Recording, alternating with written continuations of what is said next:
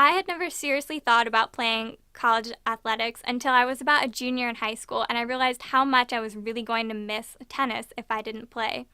And I had been looking at SVSU for academics, but hadn't really been looking into the tennis team.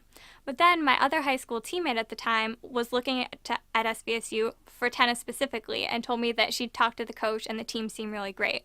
So our high school coach ended up contacting Coach Boehm here about the two of us.